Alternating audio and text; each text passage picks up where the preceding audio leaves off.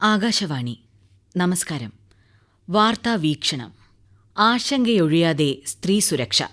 തയ്യാറാക്കിയത് Kasim K Khader, Thiruvananthapuram bureau chief, Siraj ദിനപത്രം. ശക്തമായ നിയമങ്ങളും സ്ത്രീ സുരക്ഷാ പദ്ധതികളും നിരവധിയുണ്ടെങ്കിലും രാജ്യത്ത് സ്ത്രീകൾക്കെതിരായ അതിക്രമങ്ങൾക്ക് കുറവില്ലെന്ന് മാത്രമല്ല, ക്രമാതീതമായി വർദ്ധിക്കുകയാണെന്നുകൂടിയാണ് കണക്കുകൾ കാണിക്കുന്നത്.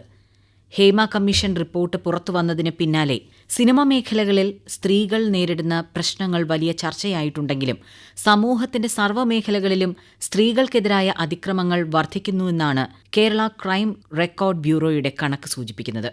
ബലാത്സംഗം, പീഡനം, തട്ടിക്കൊണ്ടുപോകൽ, ശല്യം ചെയ്യൽ, സ്ത്രീധന പീഡന, മരണം, ഭർത്താവിന്റെയോ ബന്ധുക്കളുടെയോ ക്രൂരതകൾ എന്നീ വിഭാഗങ്ങളിലാണ് കേസുകൾ. ഈ വർഷം ജൂൺ വരെ 9551 കേസുകളാണ് രജിസ്റ്റർ ചെയ്തിരിക്കുന്നത്. ഇതുപ്രകാരം ഓരോ മണിക്കൂറിലും 2 കേസുകളിലധികം രജിസ്റ്റർ ചെയ്യുന്നുണ്ടെന്നാണ് രേഖകൾ സമർത്ഥിക്കുന്നത്.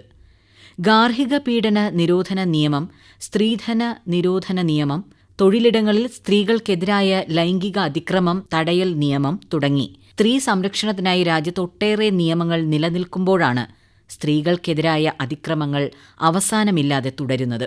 ഭർത്താക്കന്മാർ, ബന്ധുക്കൾ എന്നിവരിൽ നിന്ന് സ്ത്രീകൾ ഏൽക്കേണ്ടി വരുന്ന പീഡനങ്ങൾക്കും ഒട്ടും കുറവില്ല. കഴിഞ്ഞ 2016 മുതൽ 2023 വരെയുള്ള 8 വർഷ കാലയളവിൽ 1,33,595 കേസുകളാണ് ആകെ സംസ്ഥാനത്ത് രജിസ്റ്റർ ചെയ്തത്. ഇതിലേറ്റവുമധികം കുറ്റകൃത്യങ്ങൾ റിപ്പോർട്ട് ചെയ്യപ്പെട്ടത് 2023 18,980 കേസുകളാണ് 2023 മാത്രം രജിസ്റ്റർ ചെയ്തത്. ഇതിൽ തന്നെ 2,562 കേസുകളും ബലാത്സംഗ കേസുകളാണ്. അതേസമയം 2021 വരെ സ്ത്രീകൾക്കെതിരായി 16,199 കേസുകളാണ് റിപ്പോർട്ട് ചെയ്യപ്പെട്ടിരുന്നത്. എന്നാൽ 2022 ആയപ്പോൾ കേസുകളുടെ എണ്ണത്തിൽ വൻ വർധന രേഖപ്പെടുത്തി. 2022 18,943 കേസുകൾ രജിസ്റ്റർ ചെയ്തിരുന്നു. പരാതി നൽകാത്തതും പ്രമുഖരുടെ ഇടപെടൽ മൂലം ഒത്തുതീർപ്പിലെത്തിയതുമായ കേസുകളും നിരവധിയാണ്. കേസിനു പിന്നാലെ നടക്കാനുള്ള മടികൊണ്ടാണ് പലരും പരാതി നൽകാത്തത്. പൊതുസ്ഥലങ്ങളിലും തൊഴിലിടങ്ങളിലും സ്ത്രീകൾ ആക്രമണത്തിനും പീഡനത്തിനും ഇരയാവുന്നത് നിത്യസംഭവമാകുകയാണ്. സ്ത്രീകളുടെയും കുട്ടികളുടെയും സുരക്ഷയ്ക്കായി കേന്ദ്ര സംസ്ഥാന സർക്കാരുകൾ ലക്ഷങ്ങൾ ചെലവിടുമ്പോഴാണ് പ്രതിവർഷം സ്ത്രീകൾക്കെതിരായ അതിക്രമങ്ങൾ കൂടി വരുന്നത് എന്നതും ശ്രദ്ധേയമാണ്. സ്ത്രീകളോടുള്ള കാഴ്ചപ്പാട് മാറിയാൽ മാത്രമേ അക്രമങ്ങൾ കുറയൂ എന്നിരിക്കെ അതിന് സർക്കാർ തലത്തിൽ നടപടികൾ സ്വീകരിക്കണമെന്ന് വ്യാപകമായ ആവശ്യമുയർന്നിട്ടുണ്ട്. സർക്കാർ ഓഫീസുകളിൽ സ്ത്രീകൾക്കെതിരായി നടന്ന അതിക്രമങ്ങളുടെ കണക്കും ഞെട്ടിപ്പിക്കുന്നതാണ്. 3 വർഷത്തിനിടെ 126 പരാതികളാണ് സംസ്ഥാനത്ത് സർക്കാർ ഓഫീസുകളിൽ നിന്ന് ലഭിച്ചത്. ഇതിൽ 31 പരാതികളും തലസ്ഥാനത്ത് നിന്നാണ് റിപ്പോർട്ട് ചെയ്യപ്പെട്ടത്. 26 പരാതികളിൽ ഇതുവരെ പരിഹാരം കണ്ടിട്ടില്ല. വനിതാ പോലീസ് ഉദ്യോഗസ്ഥരും അതിക്രമം നേരിട്ടവരുടെ കൂട്ടത്തിലുണ്ടെന്നാണ് സർക്കാർ രേഖകൾ പറയുന്നത്. തിരുവനന്തപുരത്താണ് ഏറ്റവും കൂടുതൽ പരാതി. അതേസമയം കഴിഞ്ഞ ഒരാഴ്ചയായി കേരളത്തെ ഞെട്ടിച്ചുകൊണ്ട് സിനിമാ മേഖലയിൽ സ്ത്രീകൾക്കെതിരായ കുറ്റകൃത്യങ്ങളുടെ പുതിയ വെളിപ്പെടുത്തലുകളും വാർത്തകളും പുറത്തുവന്നുകൊണ്ടിരിക്കുകയാണ്. രാജ്യത്തെ ഇതര സംസ്ഥാനങ്ങളെ അപേക്ഷിച്ച് ജീവിത നിലവാരത്തിലും വിദ്യാഭ്യാസത്തിലും ഏറെ മുന്നിൽ നിൽക്കുന്ന കേരളത്തിൽ സ്ത്രീ സുരക്ഷയുമായി ബന്ധപ്പെട്ട് ഇപ്പോൾ പുറത്തുവരുന്ന വാർത്തകൾ ഏറെ ദൗർഭാഗ്യകരമാണ്.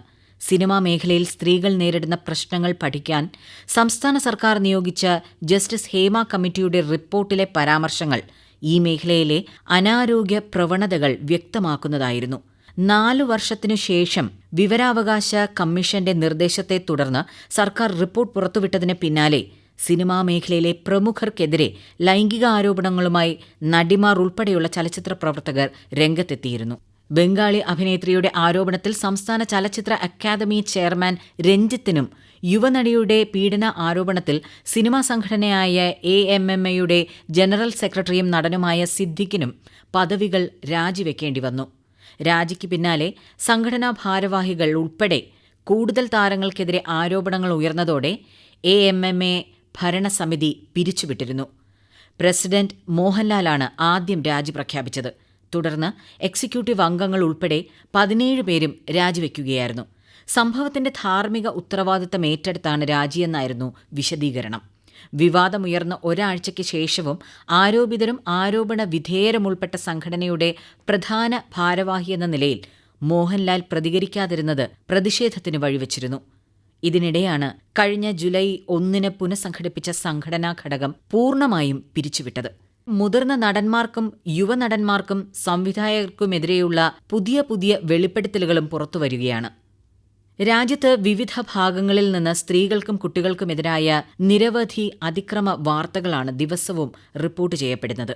രാജ്യവ്യാപക പ്രതിഷേധത്തിനിടയാക്കിയ കൊൽക്കത്ത ആർജികർ മെഡിക്കൽ കോളേജിലെ ഡോക്ടറുടെ ക്രൂരമായ കൊലപാതകവും മഹാരാഷ്ട്ര താനെയിൽ നഴ്സറി പെൺകുട്ടികളെ ശുചിമുറിയിൽ വെച്ച് പീഡിപ്പിച്ച സംഭവവും കഴിഞ്ഞയാഴ്ച ദേശീയ തലത്തിൽ ചർച്ച ചെയ്യപ്പെട്ടവയാണ്.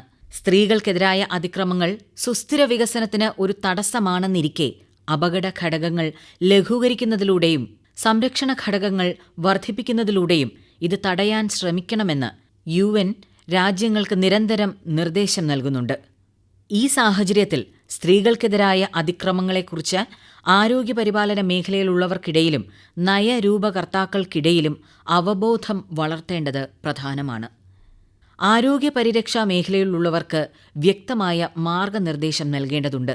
അതേസമയം ബോധവൽക്കരണത്തിന്റെയും വിദ്യാഭ്യാസത്തിന്റെയും കാര്യത്തിൽ ഏറെ മുന്നോട്ടു പോയിട്ടും തൊഴിലിടങ്ങൾ ഉൾപ്പെടെ സർവ്വമേഖലയിലും ലിംഗാധിഷ്ഠിത അക്രമവും ഉപദ്രവവും വ്യാപകമാണ്.